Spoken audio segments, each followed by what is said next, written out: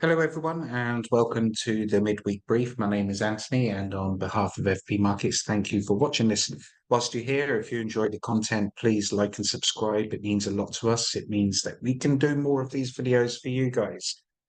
Before I proceed, as I say to all clients of ours, please take advantage of our Traders Hub. It's got everything you need in one place, all free for account holders.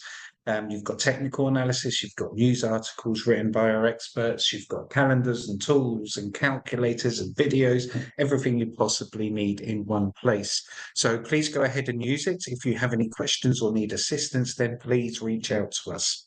As we look for the news this week, let's go ahead and see what has happened over the past few days and what is expected to happen over the next few days. First bit of news is obviously regarding Trump's assassination attempt.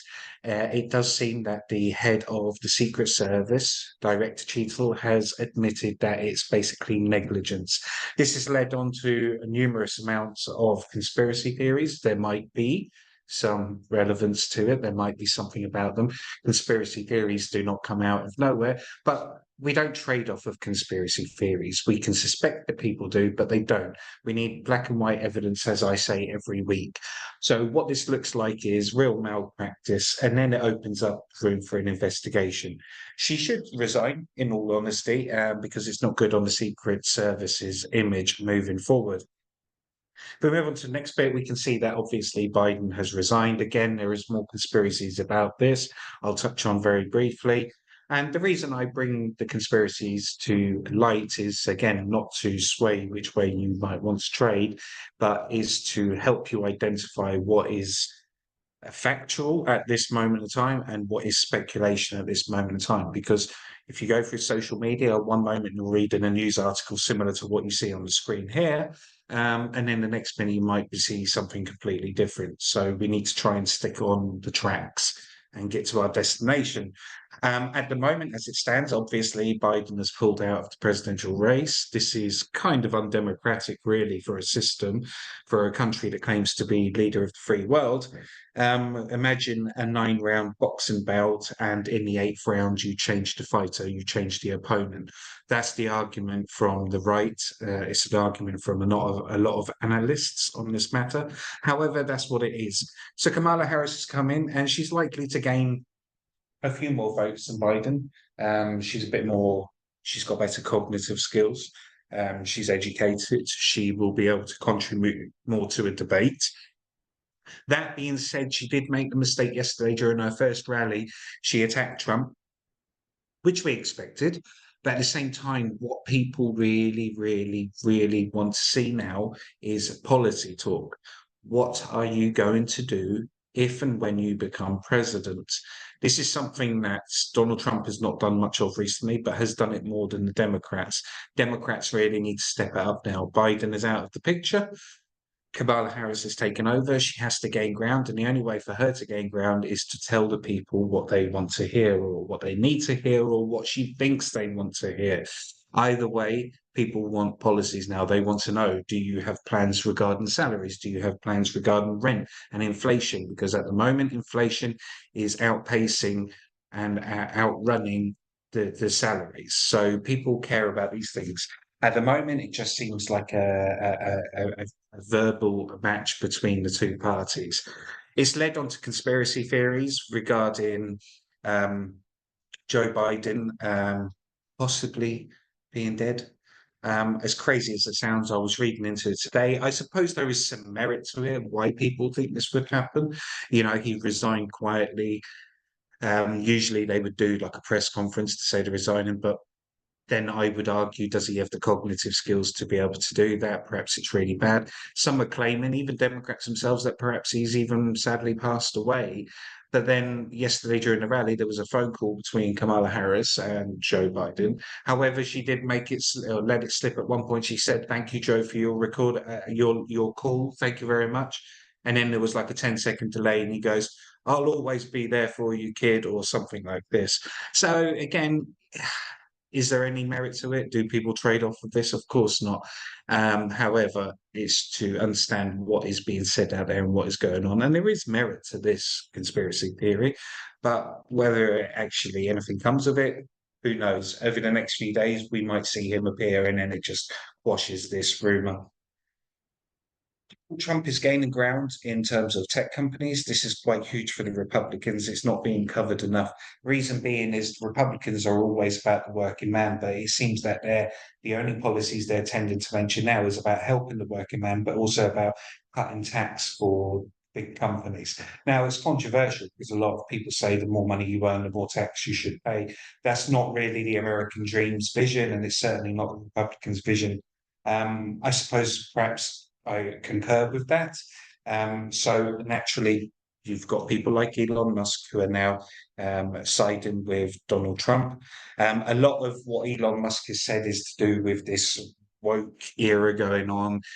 He also got involved in an interview of Jordan Peterson regarding how one of his children was doing gender surgery, and how he was kind of against it. So yeah, obviously there's quite some extreme right-wing views on this matter from Musk, but either way, Trump is getting the allies he needs to be powerful enough to win. That being said, he's still favourite overall. This is a consensus map. We can see that the majority of states are still now Republican. It's no coincidence that the states that you look at are majority working class. This is the backbone of America. This is the agricultural and mining sector and oil fields down here. Most of the blue states you see, except maybe Colorado, and maybe Minnesota. These are quite working class too, but they're more leaning towards the Democrats, but could change. The ones that are hardcore Democrats are Hawaii, California, we've got Washington State, and then we've got New England in general, New York. These are quite affluent areas, so it's no coincidence that they tend to be more democratic. That being said, these areas here, swing states, could go either direction. We expect Pennsylvania over the coming days, maybe weeks, to switch over to red. That's where Trump had the assassination attempt, and probably Michigan to switch over for the first time to red. This is Detroit, Chicago. Reason being is because it's very bad crime rate in the area since it's been run by Democratic mayors. People are crying out for a change. It's even got to the point where the police will not enter certain neighborhoods at all for safety. We've seen this happen in other parts of the world. Of course, this is not new to America, but in terms of presidential race, the Republicans are becoming more familiar with minority groups and with working class groups as well.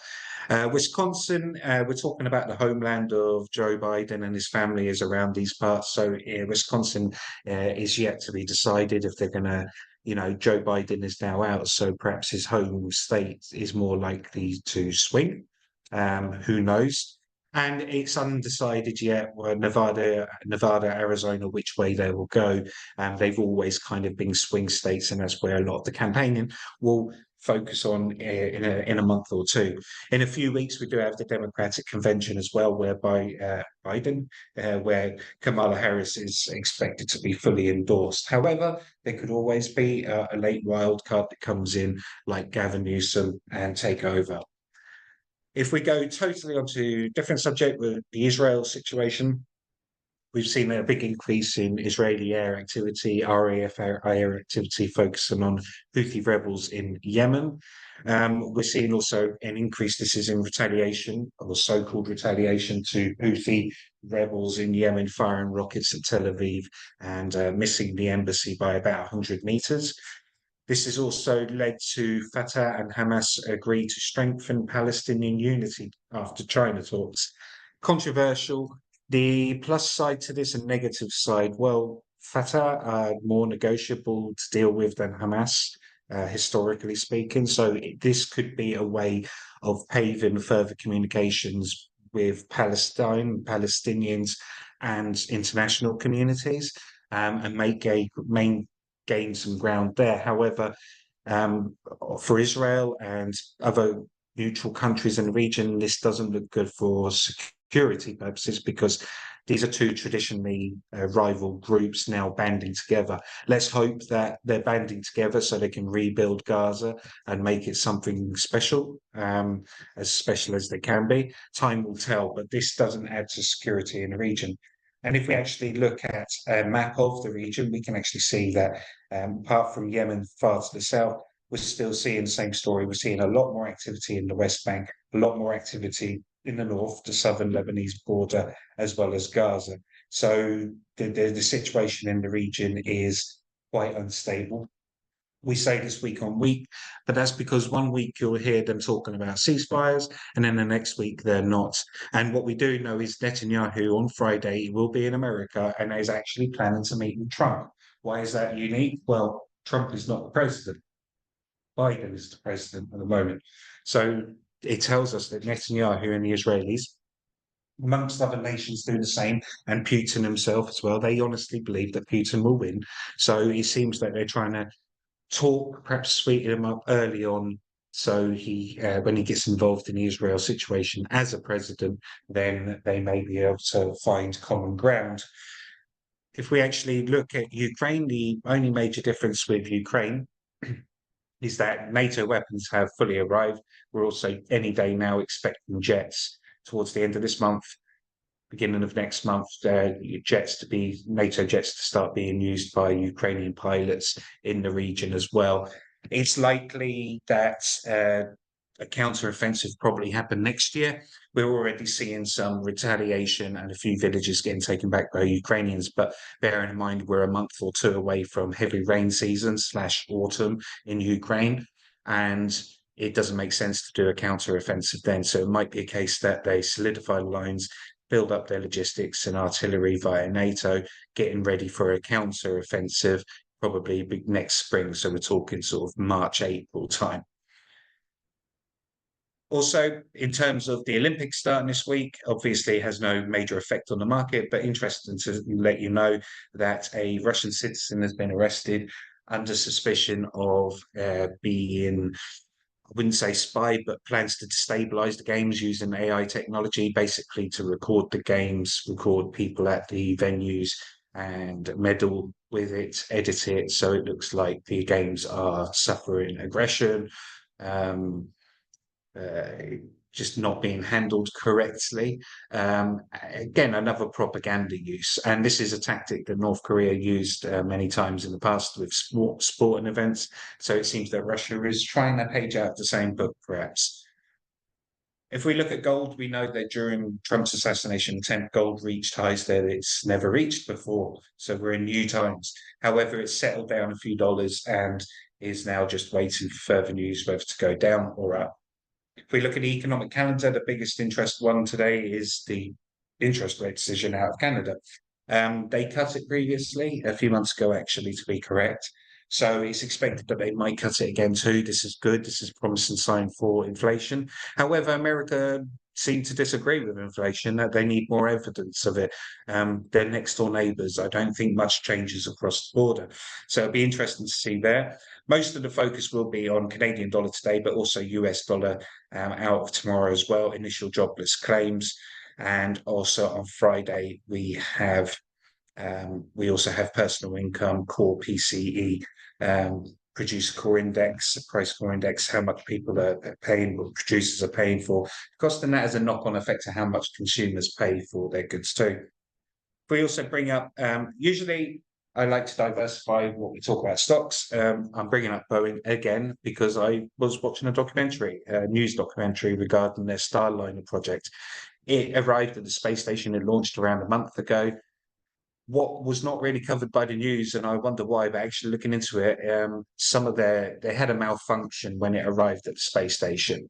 And long story short, two astronauts who flew it are stranded on the space station. Now, when I say stranded, they're okay. There was other crew there, they're accommodating them, but they were meant to, days after, they were meant to come up with a plan to bring them back. Then it was meant to be a few days ago, and now they've postponed it to the middle of August, possibly September. So this is not a good image for Boeing. Just when it received bad news, literally just a week or two ago, it started to recover over the coming days as this story unfolds. Unless they come up with a plan to get those astronauts down, then this isn't going to be good for their share price. Amidst other investigation cases, whistleblower cases, and things like this, and technical issues with their planes, especially the Dreamliner, Boeing's facing a hard time at the moment. A totally different stock to look at was Adidas. Why? Well, they released an advertising campaign to coincide with the Olympics. However, they chose to go with the theme of the 1972 Munich Olympics. However, the model involved has a Palestinian heritage and didn't think it was right, but also this received complaints from Jewish groups and Israel, as it was just it was inappropriate for the Olympics, but inappropriate because of the current situation in the world. And I have to agree with that, I suppose. Um, People, traders have had their say on it. Adidas shares, if we look on a 5 day, Adidas shares with that news did slump down, however, are starting to recover now.